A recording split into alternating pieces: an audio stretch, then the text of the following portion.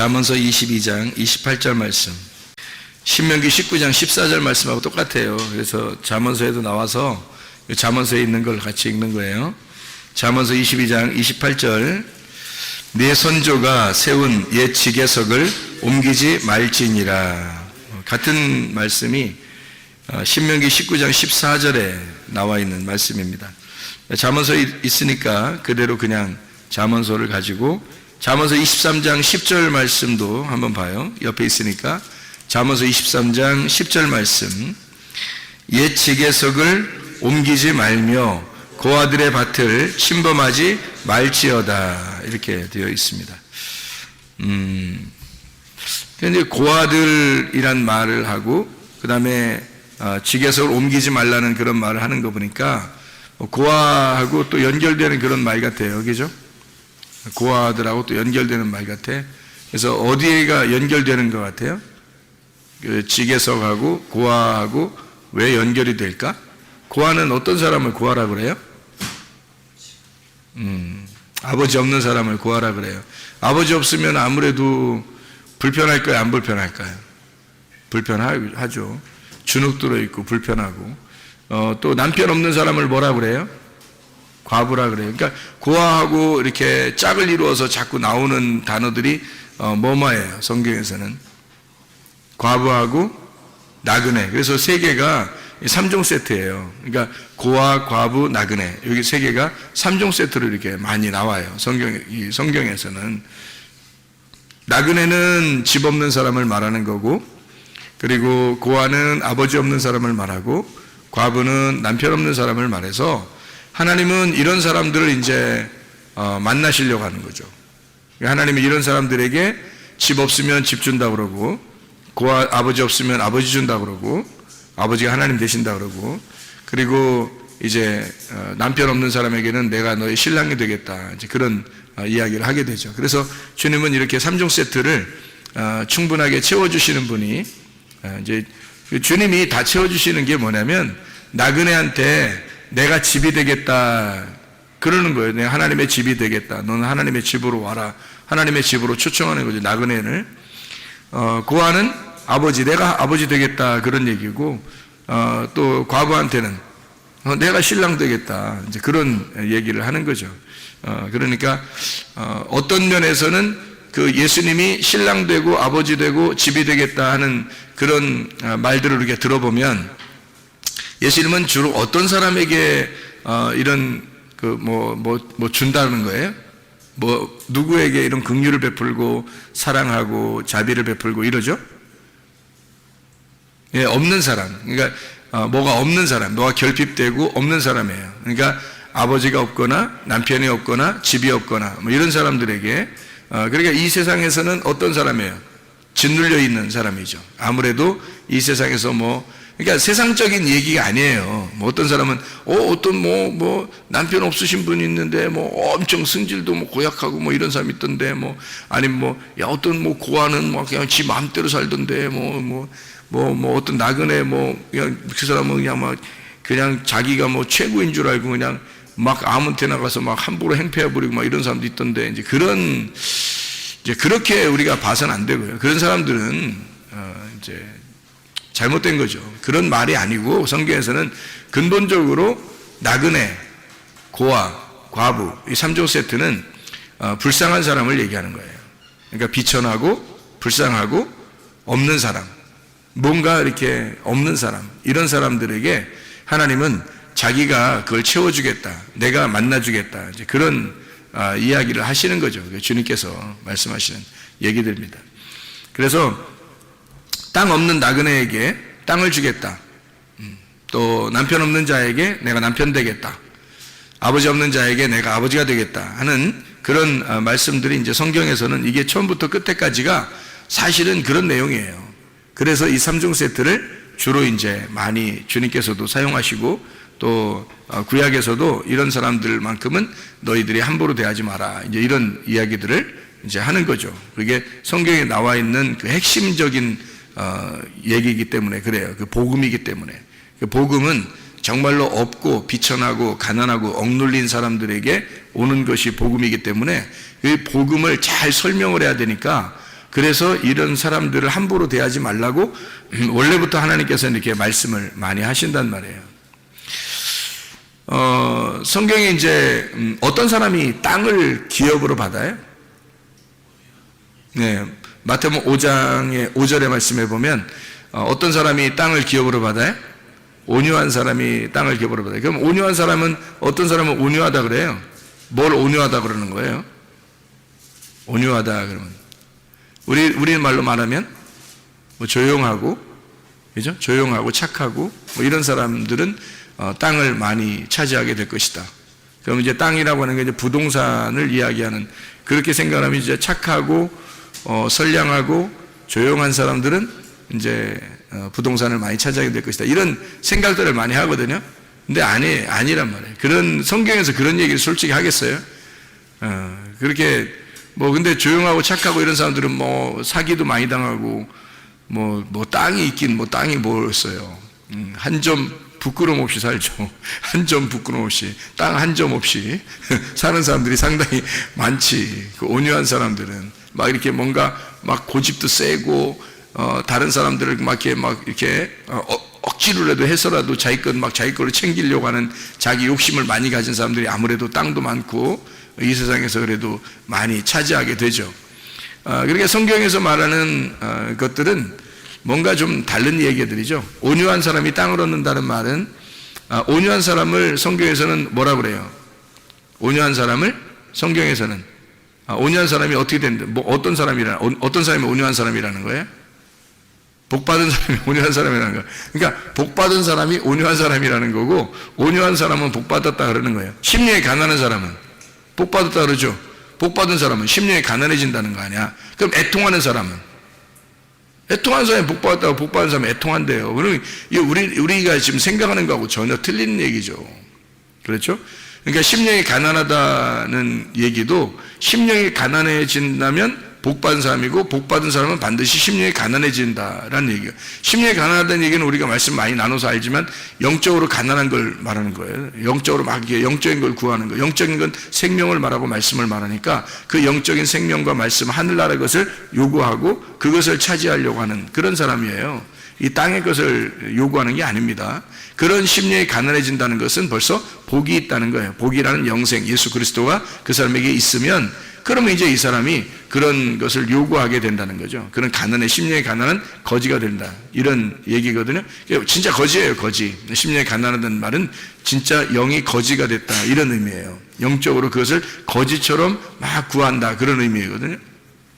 애통하는 사람이 또 복이 있다. 복 있는 사람이 애통하게 된대요. 그 애통한다는 말은요, 펜테오라는 단어거든요. 펜테오라는 단어는 슬퍼한다는 말이고 애도한다는 말입니다. 이게 펜도스에서 온 단어예요. 슬픔, 애도라는 거예요. 그러니까 애도한다, 슬퍼한다, 그런 의미거든요.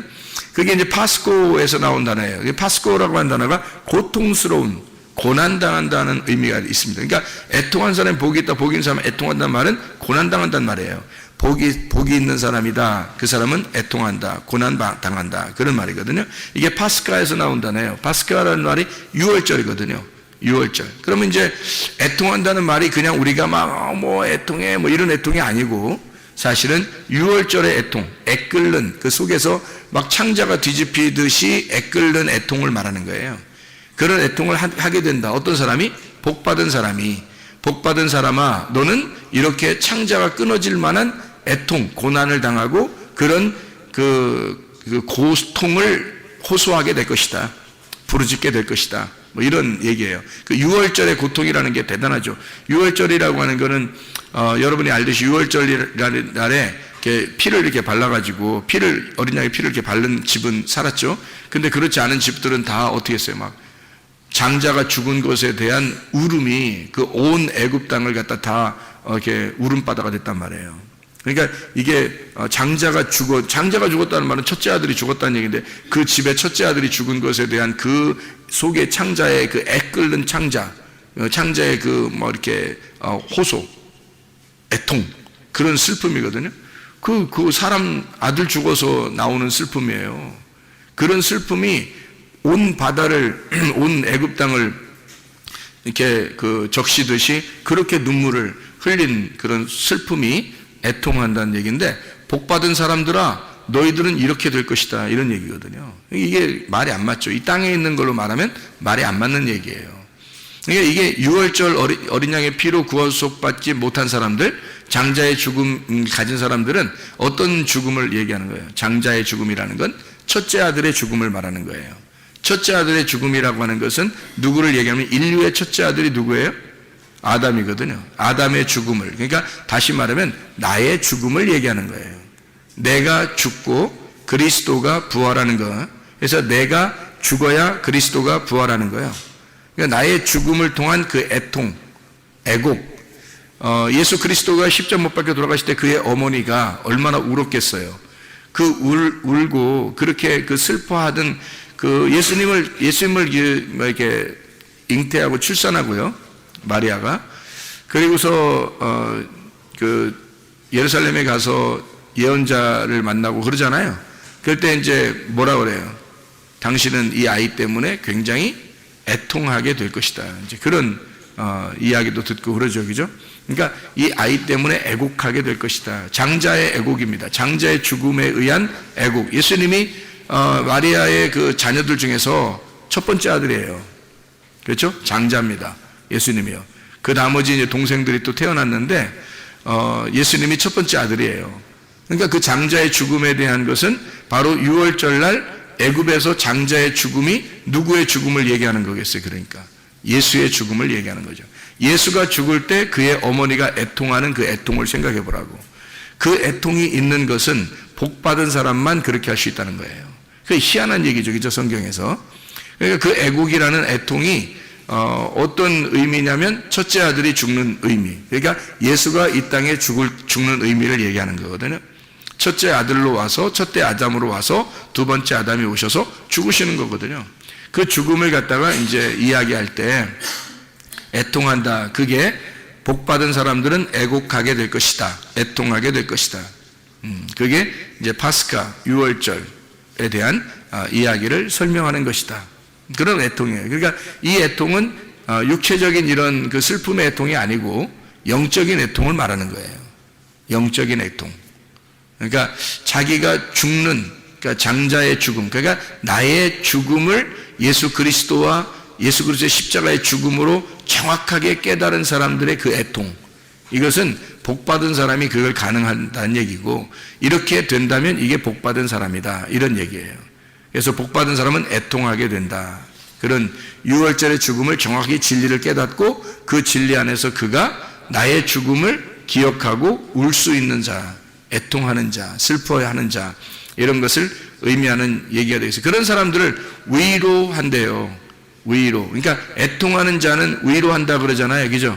마태복음 5장에 보면 4절에 애통하는 자는 위로를 받는다 그래요. 복이는 사람은 애통하게 되고 애통하는 자는 위로를 받게 된다 할 때 그 위로가 파라칼레오라는 단어인데, 이 파라칼레오라는 말은요, 가까이서 초청한다는 단어예요. 가까이서 초청한다. 그러면 가까이 초청한다니까 이게 하나가 된다는 얘기죠. 가까이서 함께 있는다는 얘기거든요. 가까이 초청한다. 초청한다는 게 뭐였어요? 하나님이 우리를 초청하신다면, 하나님이 복이 우리를 초청하신다면 뭐겠어요? 여러분을 교회에 오게 할 때 하나님이 여러분을 초청하셨죠? 하나님이 여러분을 초대한 겁니다. 이게 바로 위로라는 거예요. 파라칼레오. 예배한다는 말입니다. 그러니까 함께 하나님이 우리를 위로하는 방법은 어떤 위로냐면, 애통하는 자, 애곡하는 자, 자기와 그리스도가 함께 죽어야 되는 그 자리를 깨닫고 그 진리를 파악하는 자, 그 슬픔이 있는 자를 하나님은 자기의 자리로 초청한다는 거예요. 위로한다는 겁니다. 그게 위로라는 거예요. 단어예요. 파라칼레오. 그러니까 초청해서 예배하게 한다는 겁니다. 이렇게 와서 하나님의 초청을 받고 여러분 와서 예배를 드리면 이 예배 드리는 여러분은 지금 위로받고 있는 거예요. 여러분은 지금 하나님의 위로가 여러분에게 있는 것입니다. 복 받은 사람은 애통하게 되고 애통하는 사람은 위로를 받고 있는 거야. 지금 여러분이 여기 왔다는 자체가 위로받고 있는 거랍니까? 놀라운 거죠.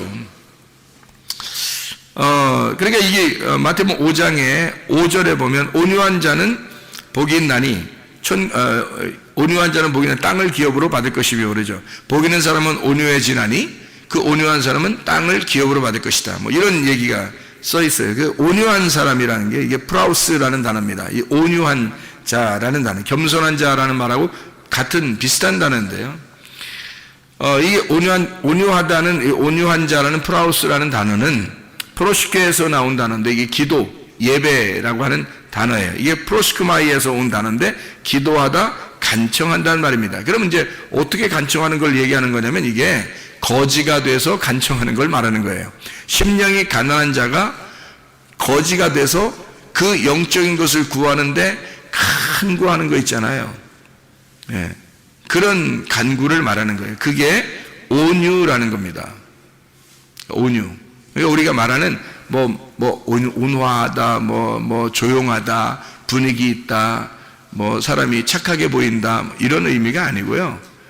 정말 간절하게 거지가 돼서 구하는 그런 자를 온유하다 그래요. 그러니까 성경에서 말하는 온유는 복 받은 사람만 가능한 거고, 이렇게 온유하면 복을 받는다는 얘기예요. 그래서 땅을 기업으로 받는다, 그렇게 말하는 거거든요. 땅을 준다는 얘기입니다. 그러면 땅을 준다, 왜 땅을 준다고 그럴까, 그럼? 왜 땅을 준다 그래? 온유한 사람에게? 그럼 온유한 사람하고 땅하고 무슨 연관이 있다는 얘기 아니에요, 그죠? 온유한 사람하고 땅하고 무슨 연관이 있는 거예요. 그러면은 땅을 준다고 그랬으니까 온유한 사람은 어떤 사람을 온유한 사람이라 그러는 거예요. 그러니까 거지니까, 가난하니까, 거지니까, 뭐가 없으니까 땅을 준다는 거야. 땅이 없으니까 땅 준다는 거야. 땅 없는 자, 집 없는 자, 땅 없는 자, 그걸 온유한 사람이라고 그러는 거예요. 그럼 이 땅에 땅을 얘기하는 걸까요? 아니면은 영적인 땅을 얘기할까요? 영적인 땅이 없어서 막 우는 자예요. 영적인 땅이 없어서 막 울고, 그 영적인 땅을 달라고, 하늘의 땅을 달라고 막 애걸하는 사람 있잖아요. 하나님, 하늘의 땅을 주십시오. 이 땅이 아니에요. 온유한 사람 땅 준다니까 이 땅 얘기하는 거 아닙니다. 그 부동산 얘기하는 거 아니에요. 하늘에 있는 땅이에요. 그 하늘의 땅을 막 구하는 자예요. 그 복받은 사람이라는 거지, 사람이. 그 사람은 진짜 복받은 사람은 그렇게 한대요, 또. 복받은 사람은 그렇게 땅이 없어서 막 기도하는 자예요. 간구하는 자. 그 땅을 달라고. 예. 그렇게 간구하는 자에게는 땅을 주신다는 거야. 그 땅을. 땅이 누구야, 그러면? 예수 그리스도죠. 그 땅을 주신다는 거야. 그래서 그 주신 하나님이 주신 그 땅, 그 하나님이 주신 그 땅의 경계표를 옮기지 말라는 거예요. 그걸 네 마음대로 옮기지 마라. 왜? 하나님이 주셨으니까. 하나님이 주신 거니까 하나님이 은혜로 주셨다는 거야. 하나님이 주신 거는 선물이잖아. 그러니까 네가 네 마음대로 옮기면 그게 율법이 되는 거죠. 그래서 네 마음대로 옮기지 말고 하나님이 주신 은혜대로 살아라, 그런 말이에요. 이게. 그래서 그 지계석을 옮기지 마라, 그렇게 이야기한 거거든요. 자, 우리가 성경 여기서 이제 몇 가지만 한번 찾아보고 마치도록 할게요. 민수기 12장 3절의 말씀에 보면 모세가 어떤 사람이라고 나와요? 온유한 사람이라고 나와요. 모세가 온유한 사람. 모세는 승질 한 번도 안 낸 사람이에요? 아니죠? 근데 모세를 온유한 사람이라고 하는 걸 볼 때, 여기서 모세는 어디서 죽었어요? 모세는 어디서 죽었어요? 광야에서 죽었죠? 그러면 모세는 가나안 땅에 들어갔어요? 못 들어갔어요? 못 들어갔어요. 그러니까 가나안 땅에 들어가고 싶어서, 그 땅을 자기가 차지하고 싶어서 굉장히 간구하던 사람이겠죠. 가나안 땅에 있는 땅을 내가 들어가면 좋겠는데요 하면서 계속 그랬잖아요, 모세가. 그죠? 그때 하나님 못 들어가겠죠. 모세는 율법을 상징하기 때문에 광야에서 죽어야 되거든. 근데 이 사람은 광야에서 계속 있었지만, 광야에 있었는데 광야가 자기 땅이 아니죠, 모세가. 그죠? 광야가 자기 땅이 아니니까 늘 어딜 가고 싶었어요? 요단강 건너서 가나안 땅 들어가고 싶었단 말이에요. 그러니까 이 모세가 얼마나 애통하고 이렇게 고민하고 기도하고, 하나님 나 저 땅 좀 가고 싶어요, 얼마나 그랬겠냐고요. 자기는 집이 없는 거예요, 광야에서. 그죠? 광야는 나그네가 있는 곳이잖아요. 나그네, 자기 집이 없는 거야. 가나안 땅 들어가야 자기 집이 있거든. 그러니까 자기 집이 없으니까 굉장히 고민하고 있었던 그런 사람이에요. 그런 사람이니까 이 사람은 가나안 땅에 들어갈 사람이 아니니까 하나님이 그걸 막을 거니까 이 사람은 어떻게 해? 고통받는 사람이지. 비천한 자가 되는 거죠. 하나님이 짓눌러버린 자죠. 그래서 이 사람을 온유하다 그러는 거예요. 뭐 착해서 조용하게 말해서 분위기가 있어서 온유하다 이렇게 말하는 거 아니에요.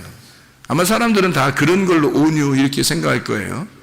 근데 그런 의미가 아니고 온유라고 하는 이 온유한 자, 민수기 12장 3절에 모세를 온유한 자라고 할 때 그 온유한 자는 아나부입니다. 이 아나부라고 하는 단어는 억압된, 가난한, 거룩한, 겸손한, 비천한 이란 단어예요. 그러니까 모세는 비천한 자이다 라는 의미예요. 그런 단어예요. 모세는 가난한 자이다 그런 단어예요. 모세는 짓눌려 있는 자이다. 이 모세는 온유한 자다 라고 할 때 이 온유한 자 모세는 짓눌려 있는 자야. 이 모세는 굉장히 비천한 자야. 이 모세는 가난한 자야. 그렇지 않아도 힘들어. 모세는 그런 단어예요. 아나부라고 하는 단어를 썼습니다. 이게 아니라고 하는 단어에서 오는데 억압된 이란 말이고요. 이드바시 줄로 달게 했다. 데바시 접착성이 있다. 그래서 이렇게 딱 붙어서 하나님에게 이제 간구하는 거죠. 좀 살려주세요. 이런 자예요. 그런 사람을 온유하다. 이게 모세를 얘기하는 거죠. 모세가 아주 온유함이 대단했다. 이런 얘기를 하죠. 시편 34편 6절 이 곤고한 자가 부르짖음에 여호와께서 들으시고 그의 모든 환난에서 구원하셨도다. 곤고한 자, 이 곤고한 자도 아나부입니다. 이게 억압된, 가난한, 거룩한, 겸손한 이런 사람이 부르짖으면 하나님이 응답하신다. 그런 말이고요. 37장 11절 말씀 보면요. 37장 11절 그러나 온유한 자들은 땅을 차지하며 풍성한 화평으로 즐거워하리로다. 온유한 자가 땅을 차지하며 라는 말이 어디 나오죠? 신약에서 마태복음 5장 5절에 나와 있는 말이 여기에 있는 말을 그대로 썼겠죠. 그죠? 그 온유한 자. 그래서 온유한 자 이게 아나부, 억압된, 가난한, 거룩한, 겸손한, 비천한 자, 땅을 차지하게 된다. 풍성한 화평으로 즐거워하리로다. 이런 말씀을 하고 있죠. 시편 119편 71절의 말씀에 보면요. 시편 119편 71절에 보면 고난을 당하면 유익하다 그렇게 이야기하거든요. 고난당한 것이 내게 유익이라 이로 말미암아 내가 주의 율례들을 배우게 되었나이다. 하나님의 말씀들을 배우게 되었다고 그러는데 그 고난을 통해서 그 고난이라고 하는 게 아나입니다. 보고 있다는 말이고 위협하고 있다, 누르다, 괴롭히다, 훈련하다라는 말입니다. 그러니까 하나님은 이 고난이 그냥 이렇게 어려움 주고서 없애버리려고 하는 고난이 아니라 사실은 훈련을 목적으로 하는 거예요. 훈련해서 짓눌러 버리는 거죠. 이 사람을 괴롭혀서 훈련하는 거예요. 하나님이 그걸 만들어내시는 걸 시편 119편 71 그러니까 그게 이제 하나님의 말씀을 배우게 되는 기회가 되었다. 그런 이야기가 되겠습니다. 한마디로 말하면 온유한 자는 어떤 사람이에요? 이 땅에서 땅을 잃어버린 자죠. 땅을 잃어버린 자. 이 사람들이니까 하나님 앞에 간구하게 되고 애통하게 되고 하나님 땅을 주십시오라고 간청하니까 하나님께서 그런 사람들에게 땅을 주시겠다 이렇게 이야기하는 것이 되는 거죠. 그러니까 모세를 생각하면 딱 이해가 되겠죠. 모세를 생각하면 모세가 온유한 사람의 대표였는데 그 모세라는 사람이 어떤 사람이었는가 봤더니 광야에서 가나안 땅을 들어가고 싶어하는 그 땅을 차지하고 싶어하는 그 애통함이 있었던 사람이었구나. 그랬더니 그를 온유하다고 하나님이 인정하시더라. 그래서 그 사람에게 주신 땅이 어디겠어요? 하늘나라 땅이죠. 그래서 이 땅에서 죽음을 죽었을 때 그 시체를 찾아보지 못했다 그랬죠. 그죠? 땅에 시체가 있지 않고 그를 하늘로 옮겼다. 이제 이런 이야기를 이제 이야기하는 거죠. 이제 그런 온유함이라고 하는 것은 이런 의미가 있어요. 이 땅에서 가장 자기를 온유하다라고 이렇게 표현했던 분이 계신데 누구예요?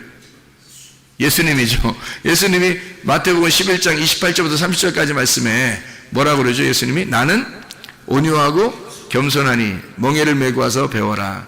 주님의 멍에는 쉽고 짐은 가볍다. 이제 그런 이야기를 하잖아요. 그죠? 그래서 거기서 그 온유하다는 게 프라우스, 온유한, 겸손한이라는 말이고요. 겸손이라는 말이 타페이노스라는 단어인데 이게 짓눌린이라는 단어입니다. 짓눌린. 초토화되고 초라하고 굴욕감을 가진 자, 이런 거예요. 그러니까 하늘에서 이 땅에 내려오니까 하늘 왕자인데 땅에서 인정을 못 받는 거예요. 하늘 왕인데 이 땅에 오니까 인정을 못 받는 거야. 완전 짓눌려 버린 거죠. 굴욕당한 거죠. 굴욕감을 가진 거, 초라한, 비천한, 이렇게 겸손한 분이에요. 그러니까 주님은 하늘에 계신 분인데 이 땅에 와서 이 땅에서 초라한 거지가 되었다, 이런 말입니다. 한마디로 말하면 나는 온유하고 겸손하니까 나한테 와. 다시 말하면 자기는 하늘의 왕인데 이 땅에 와서 내가 초라한 거지가 되었거든. 그러니까 애통하는 자들아 다 내게로 와. 힘들고 수고하는 자들아 다 내게로 와. 주님이 그렇게 말씀하시는 거죠. 왜냐하면 주님이 이 땅에 와서 내가 대표적으로 초라하고 가난한 거지가 되었으니까 내게 와. 나는 하늘의 왕이야. 그러니까 이 땅에서 내가 너희들에게 줄 수 없지만 하늘에 있는 것들을 채워줄 거야. 하늘에 있는 것들을 너희들에게 줄 거다. 그러니까 땅에서 거지된 자들아, 나그네들아, 고아와 과부들아, 소경된 자들아 다 내게로 와라. 수고하는 자들아, 율법에 의해서 치여있고 율법에 의해서 죽으려고 하는 자들아 다 내게로 와라. 내가 너를 쉬게 하겠다. 무슨 쉼이에요? 땅의 쉼이 아니라 하늘의 안식을 주겠다. 내가 하늘의 왕이거든. 이 땅에 와서 나도 너랑 똑같이 초라해지고 너랑 똑같이 굴욕당하고 너랑 똑같이 내가 가난해졌어. 나도 거지야. 그러니까 이게 너와 나는 똑같잖아. 같은 거지니까, 같은 소경이니까, 같은 환자니까, 같은 병자니까. 그러니까 너랑 나랑 내가 같은 마음을 가지고 있어. 그러니까 하늘나라에 있는 것들을 내가 하늘의 의사야. 하늘의 의사니까 하늘의 의사가 와가지고 병든 자를 고쳐주려고 왔으니까. 근데 내가 네 마음을 모르면 의사는 의사고 환자는 환자잖아. 근데 예수님 오신 것은 환자로 오시는 거예요. 자기가 환자로 오시는 거예요. 그리고 하늘의 의사라는 거지 땅의 의사 아니잖아요. 땅의 것을 갖다 고쳐주려고 하는 거 아니잖아요. 물론 고쳤어요. 뭐 병도 고치고 소경도 뭐 눈뜨게 하고 그래. 근데 그게 사실은 하늘에 있는 영적인 이야기들을 갖다 설명하려고 고치신 거잖아요. 그죠? 그러니까 눈을 뜨게 해준 것도 이 땅에서 성경을 모르는 자들에게, 또 귀를 열어준 것도 이 땅에서 성경을 깨닫지 못하는 자들에게 하늘에 있는 진리를 깨닫게 해주고 하늘의 진리를 알려주려고 귀를 열어주고 눈도 열어주고 그러는 거 아니에요. 주님께서. 그러니까 땅의 것을 땅의 것을 치료하는 의사가 아니고, 잘 생각하세요. 하늘에 있는 것을 하늘에 있는 영적 세계의 치료를 그 회복을 시켜주러 오신 분이 예수님이라는 거죠. 그럼 이 땅에 오셨을 때는 가난한 거지처럼 비천하고 초라하고 거지처럼 이렇게 굴욕당하는 그런 분으로 계시다, 이런 얘기예요. 내가 그런 자야. 내가 온유하고 나는 겸손한 자야. 나 짓눌렸어. 나 굴욕당했어. 나 초라한 거지야. 이제 그런 이야기를 해주고 있는 말씀입니다. 그러니까 하나님이 우리에게 주신 땅들이 있어요. 그건 뭐겠어요? 그러니까 은혜죠. 은혜. 우연히 들어간 그 땅, 룻이 우연히 들어간 그 땅이 있어요. 그게 하나님의 은혜였다라는 얘기죠. 그래서 하나님이 주신 땅을 이렇게 그 지계석이라고 그러죠. 하나님이 우리에게 주신 그 지계석이 있어요. 그 지계석을 옮기지 말라는 거야. 네 함부로. 왜냐하면 네 마음대로 하지 말라는 거야. 하나님의 것을 하나님의 것으로 그냥 두라는 거죠. 하나님이 너에게 주시는 환경을, 하나님이 너에게 주신 그 말씀을 그대로 두라는 거야. 하나님이 깨닫게 해주실 때. 그래서 하나님이 너에게 깨닫게 해주신, 이게 지계석이라고 하는 건 이렇게 집을 이렇게 놓을 때 있잖아요. 땅을 이렇게 놓을 때 그 모서리 이렇게 표시를 해놓는 거예요. 표시. 그러니까 표식입니다. 이렇게. 그러면 이제 요 안에 있는 건 내 땅이 되는 거고 저 밖에 있는 남의 땅이 되는 거거든요.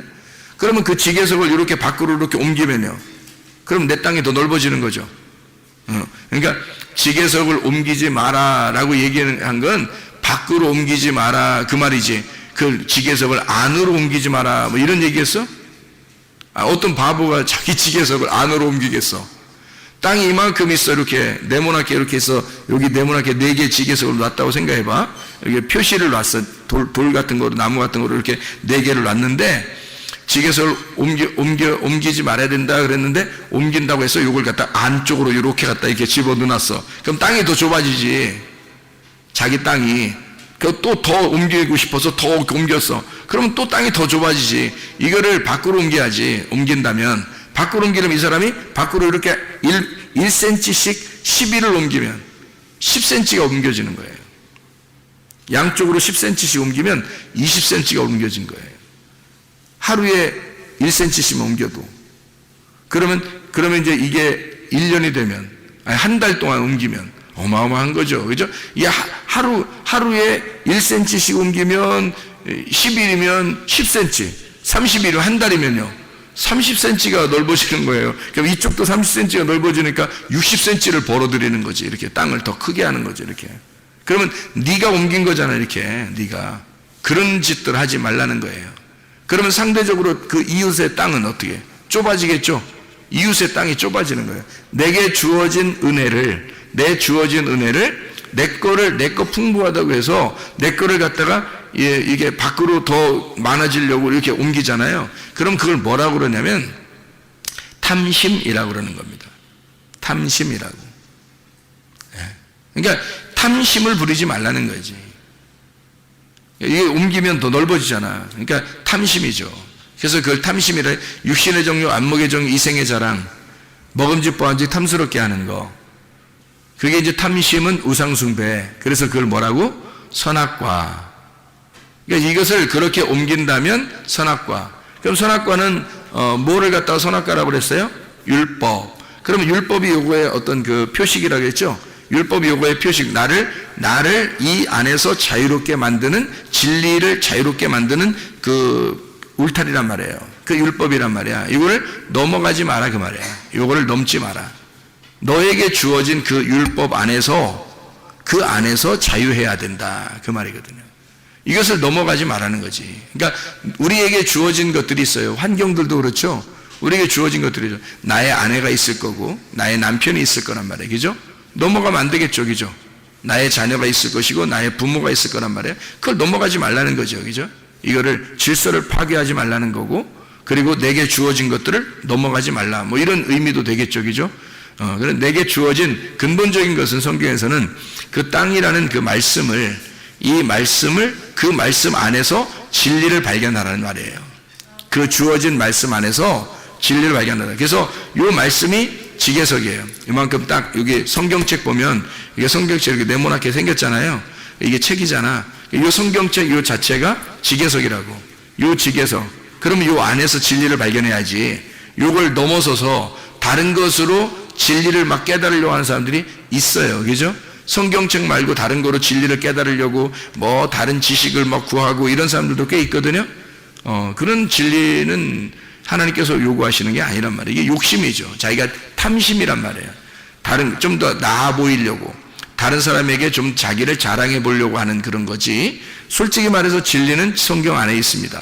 이 율법이라는 이 성경 안에 이 지계석을 옮기지 마라. 이 지계석 안에 진리가 있다. 이 진리를 이 안에서 발견하라. 그런 말이거든요. 그래서 룻이라는 여자가 보아스를 만날 때, 보아스가 룻한테 뭐라 그래요? 보아스한테 내 밭에서 다른 밭으로 안 가는 게 좋겠다. 그래요. 왜 그러냐면 룻이 그 밭을 들어갈 때 우연히 들어갔어요. 우연히 들어갔다는 말은 자기 뜻대로 자기가 생각해서 저기로 들어가야지 하고 자기가 막 이렇게 연구해서 찾아가지고 저긴 보아스야. 그러니까 내가 가서 보아스하고 만나야지 이러면서 들어간 이런 게 아니란 말이에요. 그냥 우연히 이삭을 주스러 들어갔는데 그 밭이 보아스 밭이었던 거예요. 그러니까 이건 하나님이 주신 땅이죠. 하나님이 우연히 은혜로 주신 땅이지 자기가 선택한 땅이 아니란 말이에요. 자기가 선택한 땅이 아니라 하나님이 주신 땅이란 말이에요. 이 세상에 여러분 살아가는 동안에 내 계획대로 내 뜻대로 막 결정하려고 하는 사람들도 있죠. 그럴 때가 많이 있죠. 근데 내 뜻대로 내 생각대로 잘 안 될 때가 많죠. 왜냐하면 주변에 있는 것들이 나를 통제하는 거죠. 그게 지계석이란 말이에요. 나를 통제한다는 거죠. 그래서 딱 이렇게 이렇게 막아준다는 거죠. 이렇게. 그 안에서 진리를 발견하라는 거예요. 그 안에서 충분히. 그러니까 우리 교회라는 이 지계석이 이렇게 딱 있단 말이에요. 이렇게. 그럼 이걸 갖다가 여러분이 아유 교회 난 무시해, 교회는 아무것도 아니야, 교회 세상의 교회는 다 똑같지, 그러면서 자기 교회를 무시하고 막 아무데나 막 교회 이러면 이 사람은 진짜 진리 깨닫지 못합니다. 쉽지 않아요. 왜냐하면 이게 교만한 거거든요. 탐심이에요. 욕심이라고. 그러니까 하나님이 주어진 이 은혜라고 하는 이 진리를 여기 하나님의 그 지계석 안에서, 율법 안에서, 교회 안에서 충분히 깨달을 수 있어요. 보아스의 밭 안에서 충분히 이삭을 주실 수 있단 말이에요. 충분히 이삭을 주시면서 먹고 살았어요. 그런데 보아스를 만난 거예요. 거기서 그 밭에서 만난 거예요.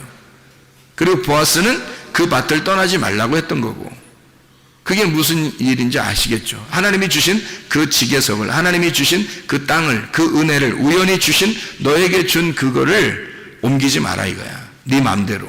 그런 얘기가 되는 거죠. 그러니까 하나님이 그 주신 땅, 원래는 나오미서죠. 나오미서. 룻기서가 나오미서인데, 이 나오미라고 하는 여자가 원래 베들레헴에 살았었죠. 베들레헴에 살고 있다가 어디로 갔어요? 모압으로 갔어요. 모압으로 갔는데 남편, 아들 2명 다 잃어버렸어요. 그러니까 자기는 모압에서 살고 있었을 때, 그 살고 있을 때 어떻게 잘 살았는지 모르겠지만 하여튼 다 잃어버린 거예요. 다 잃어버리니까 이 마음이 어떻게 됐겠어? 이 마음이 고통스럽죠. 짓눌려 있죠. 가난하죠. 거지죠. 완전히 피폐해졌죠. 이 사람이. 그러니까 어떤 사람이 됐겠어요? 온유한 사람이 되는 거죠. 그런 사람이. 그러니까 룻도 마찬가지로, 룻도 남편 잃어버리고 모압이라는 땅을 잃어버리고 어디로 온 거예요? 베들레헴으로 오는 거죠. 나오미가 원래 베들레헴에 살았었는데 모압에 갔다가 다 잃어버리고 다시 베들레헴을 올 때는 이게 생명의 떡의 집이 되는 거예요. 그러니까 이게 처음에는 베들레헴을 버리고 탕자처럼 갔단 말이야. 탕자처럼 갔는데 모압이라는 땅에서 다 잃어버리고 다시 돌아올 때는 새로운 땅이 된 거죠. 베들레헴이. 옛날의 베들레헴이 아닌 거야, 자기가. 탕자도 마찬가지죠. 탕자도 처음에 나갈 때는 아버지가 말릴 수도 있었는데 안 말렸잖아요. 안 말리고 이 탕자가 나갈 때는 그냥 나가게 뒀잖아요. 돈도 막 싸줘. 이렇게 반 잘라서 이렇게 다 나눠주고 이렇게 갔단 말이에요. 갔다가 다 잃어버리고 돼지랑 같이 먹다가 돌아오게 될 때는 어떻게 해요? 아버지, 나 종으로 하나 써줘도 되겠는데요. 이렇게 얘기해요. 얼마나 가난해진 겁니까? 그죠? 얼마나 비천해졌어요. 굴욕당한 거죠. 자기의 굴욕감. 그래도 견디고 먹고만 살면 좋겠습니다 하는 하나님의 이 아버지의 양식만 있으면 내가 좋겠습니다. 나머지 다 필요 없어요. 먹고만, 이 진리의 말씀만 주세요. 그러면 나는 그냥 살겠어요. 아무것도 다 필요 없습니다 라고 이야기했단 말이에요. 그죠? 그렇게 이야기하면서 오니까, 아버지에게 오니까 그 아버지의 땅이 다 아들의 탕자의 땅이 돼버린 거예요. 돌아온 탕자. 그러니까 새로운 땅이 된 거죠. 아버지의 집이 새로운 집이 된 거예요. 아버지의 집이 싫어서 나갔는데 나가서 다 잃어버렸죠. 옛날에 아버지 집을 다 잃어버린 겁니다, 자기는. 그리고 다시 돌아올 때는 어떤 집이 된 거예요? 아버지 집이 새로운 집이 된 거예요. 새로운 땅이 됐단 말이에요. 새로운 하늘이 됐다는 거죠. 그러니까 새로운 하늘과 새로운 땅을 아버지가 주신 거죠. 그러니까 여기에 와서는 이제 얼마나 그 율법이라는 그 지계석 안에서 진리를 발견하고 얼마나 행복하고 자유하겠냐 이거예요. 그가 그런 똑같은 거죠. 룻이라고 하는 여자도 다 잃어버리고 베들레헴에 돌아오니까, 돌아와서 보아스를 만나니까 떠나고 싶겠냐고. 이제 신랑을 만난 거예요. 신랑도 없죠, 땅도 없죠, 집도 없죠, 아무것도 없는 이 여자에게 주님께서 새로운 땅을, 새로운 아들을 주시는 거예요. 새로운 남편을 주시고요. 그래서 보아스를 만나서 아들을 낳게 되죠. 그리고 그 땅에서 살게 되죠. 새로운 땅입니다. 새로운 남편, 새로운 아들을 낳게 되죠. 놀랍잖아요, 그죠?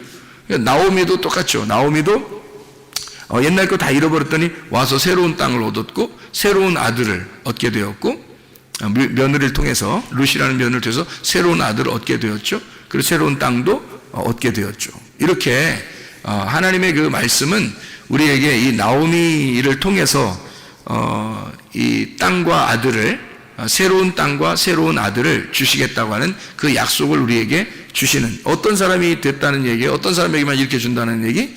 온유한 사람에게만 이런 땅을 주신다는 얘기. 땅과 아들을 주시는데 온유한 사람에게만 주신다는 얘기. 그럼 어떤 온유한 사람?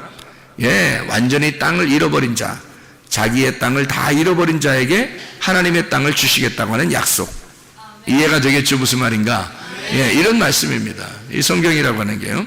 욥이라고 하는 사람도 있어요. 성경에 욥이라고 하는 사람이 욥기서를 이렇게 가만히 보면 다 쓰고 나서 욥기서의 마지막에 42장에 욥기 42장에 두 배 축복을 하죠.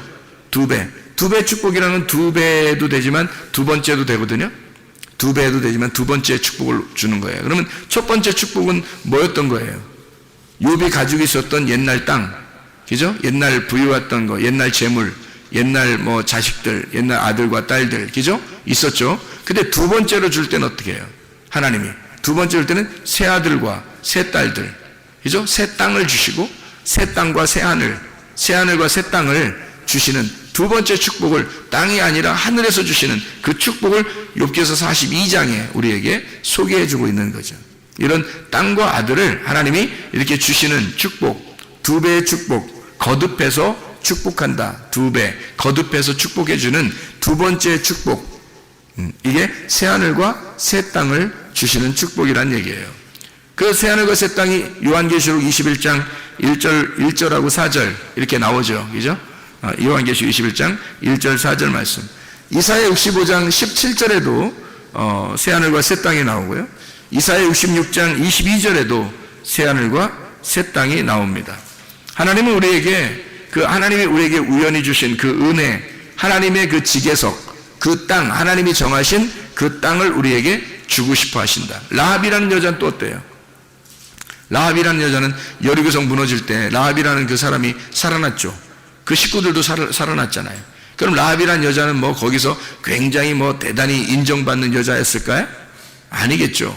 그 여자는 이렇게 성에 가면 이렇게 밑에 사는 게 아니라 막 이렇게 다락방에 살고 이렇게 위에 살고 이런 사람들은 이렇게 잘 사는 사람은 아니겠죠. 그러니까 이렇게 얻어서 사는 그런 사람이에요. 자기 땅도 아니고.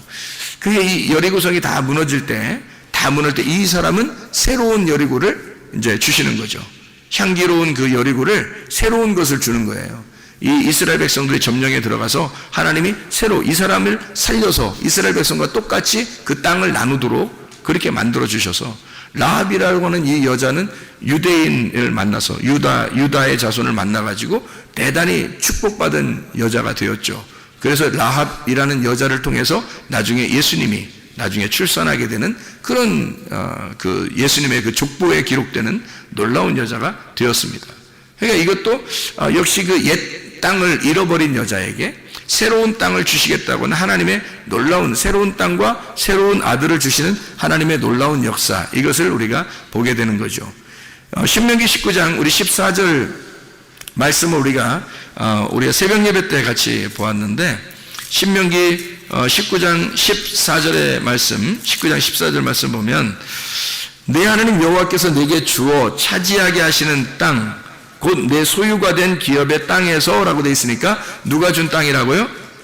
예, 주님께서 주신 땅, 주님이 주신 땅이라는 거예요. 아까 다 설명했죠? 그러니까 주님이 주신 우연한 기회에 하나님의 은혜, 우리가 그 계획한 땅이 아닌데 하나님이 주어주신 그런 땅이에요. 여러분이 우리 교회에 나온 것도 여러분이 뭐 계획해서 처음부터 막 이렇게 한 게 아니라 하나님의 우여곡절 속에 이곳에 와서 예배 드릴 수 있도록 이렇게 만들어 주시는 것도 이것도 하나님이 계획하신 거죠. 이게 우연한 기회에 하나님의 은혜가 여러분에게 작용한 것입니다.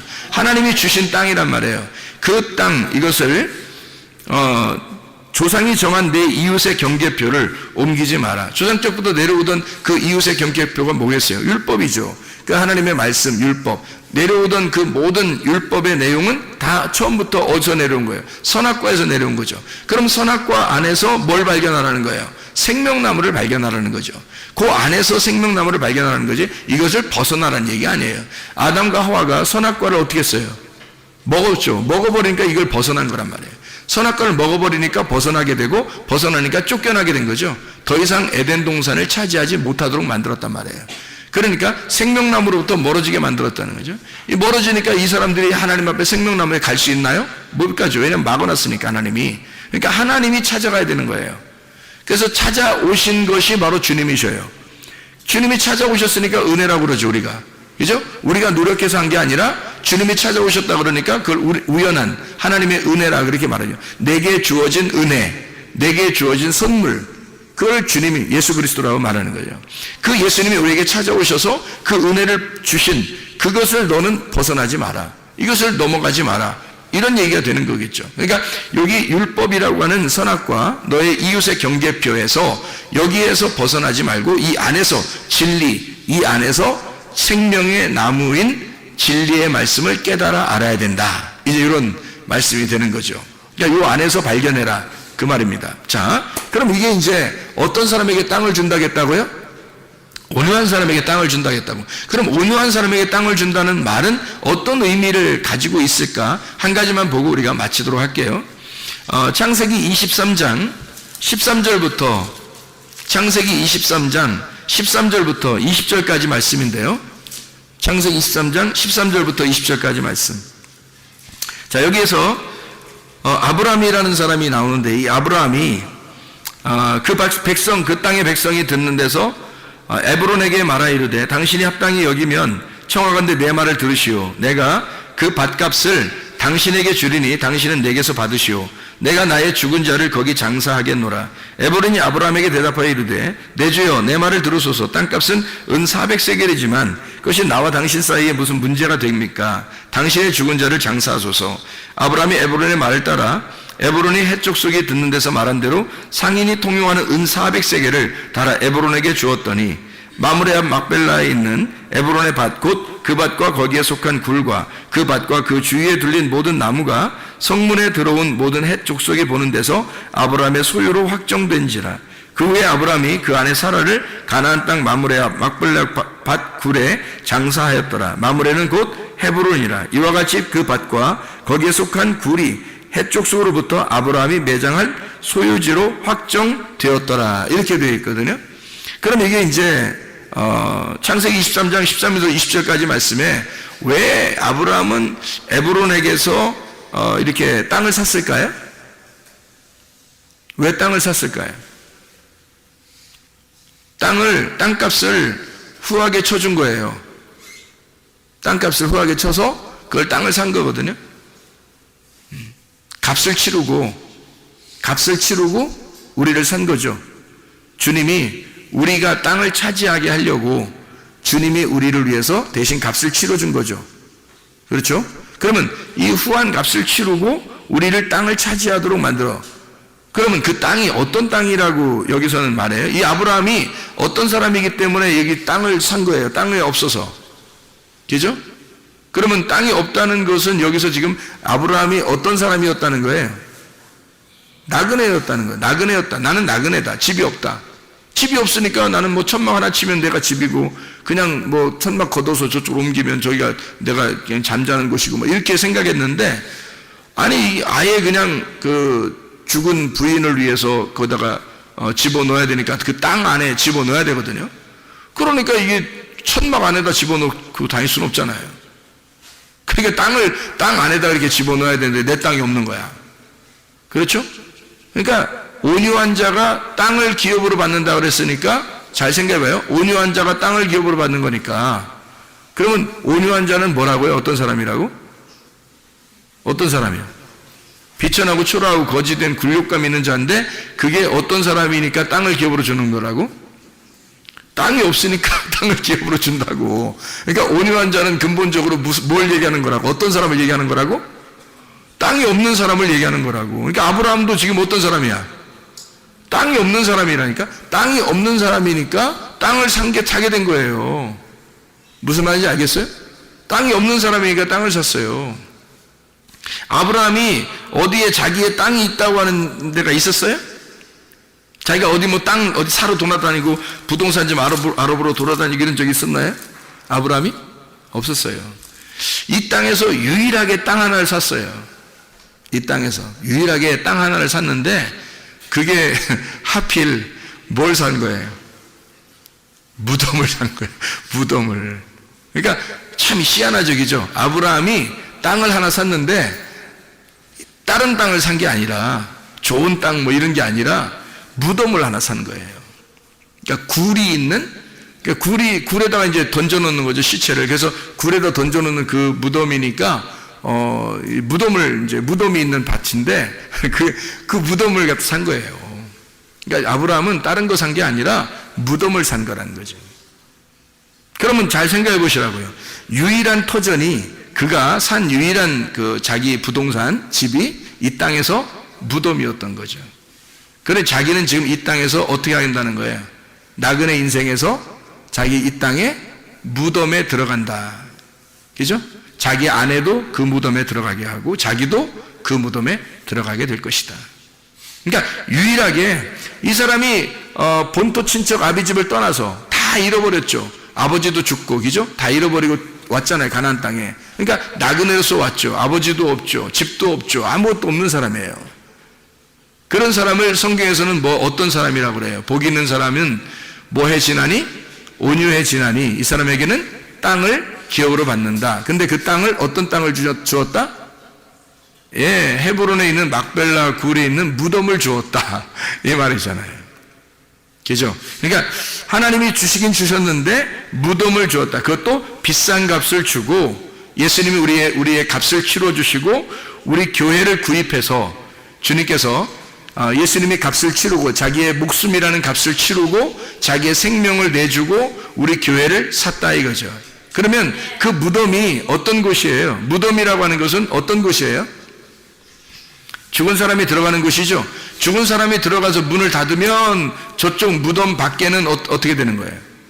여기서 무덤으로 들어가는 건 죽은 사람이 들어가는 거고 무덤 저쪽 편에는 부활해서 가는 편이죠. 그죠? 그러니까 이쪽에서는 무덤 죽어서 들어가는 곳이고 무덤 끝에는 부활해서 나가는 곳이란 말이에요. 그걸 무덤이라 그러는 거예요. 성경의 무덤은 죽음과 부활의 장소예요. 그래서 예수님 시체를 무덤에 집어넣고는 문을 닫았죠. 그랬더니 문을 닫았더니 그분이 하나님께서 이 예수를 살리면서 문을 어떻게 해요? 문을 열어버렸죠. 그러니까 무덤에 들어갈 때 죽은 시체로 들어가고 문을 열면서 부활해서 나오는 거란 말이에요. 그러니까 무덤이라고 하는 것은 두 가지를 동시에 가르쳐 준다는 거죠. 어떤 걸 가르쳐 주는 거예요? 죽음과 부활을 갖다가 같이 알려주는 것이 무덤이라는 겁니다. 그러니까 지금 막벨라 굴을 샀다라고 하는 거기서 구입한 이 비천한 자 아브라함은 아무것도 갖지 못한 초라한 이 굴욕당하는 가난한 거지, 다른 사람들이 볼 때는 집도 아무것도 없는 그런 부모도 없는 집도 없는 아무것도 없는 이 아브라함에게 이 온유한 가난한 비천한 이 사람이 땅을 기업으로 하나님이 주셨는데 무덤을 주시더라. 그 무덤이 뭐다? 죽음과 부활을 함께 동시에 간직하고 있는 교회를 말하는 거죠. 그 무덤이. 그러니까 아브라함에게 주신 땅은 교회인 거죠. 교회에 하나님의 아들이 교회를 차지하게 되는 것을 말하는 것입니다. 하나님의 아들이 교회를 차지하게 된다. 이 교회는 아브라함의 입장에서는 옛날에 있었던 자기가 가나안 땅에 들어오기 전에 가지고 있었던 그런 땅과 그런 집이 아니었죠. 자기가 이제는 자기가 값을 치르고 얻는 새로운 교회, 하나님의 땅이 되었던 거죠. 이게 새하늘과 새 땅이 된 거죠. 그래서 이 새하늘과 새 땅을 차지하게 되고 여기서 자기가 죽어 새하늘과 새 땅에 들어간다고 하는 그 약속의 언약을 받는, 하나님의 말씀의 언약을 받는 놀라운 장소, 그게 교회입니다. 여러분에게 이런 교회에 여러분 오신 것을 환영합니다. 여러분 애통하는 자는 위로를 받는다 그래요. 하나님께서 여러분 이곳에서 주님을 만나 예배할 때 그 예배하러 여러분을 예배하게 하기 위해서 여러분을 초대하신 하나님은 그것이 위로라고 말씀하는 겁니다. 여러분이 이곳에 왔다는 이 자체가 위로인 거예요. 하나님은 여러분을 이곳에 오게 한 것이고 오게 한 것이 하나님의 위로라는 거예요. 하나님의 위로를 충분히 받으셔야 합니다. 이곳에 오면 하나님의 교회, 우리가 이 땅을 차지하게 하는 하나님의 아들로 이 땅을 차지하게 해서 진정한 새 하늘과 새 땅이 되는 예루살렘, 새 예루살렘인 교회가 이곳에 세워지는 것입니다. 하나님의 놀라운 집, 하나님의 집, 새로운 하늘과 새로운 땅인 하나님의 교회라는 집, 이 교회를, 이 땅을 주시는 거죠. 어떤 사람에게? 온유한 사람에게. 내 땅이 없는 사람에게, 내 집이 없는 사람에게 이 땅을 주시는 거죠. 하나님은 이 교회가 여러분의 집이 되기를 원하시는 거예요.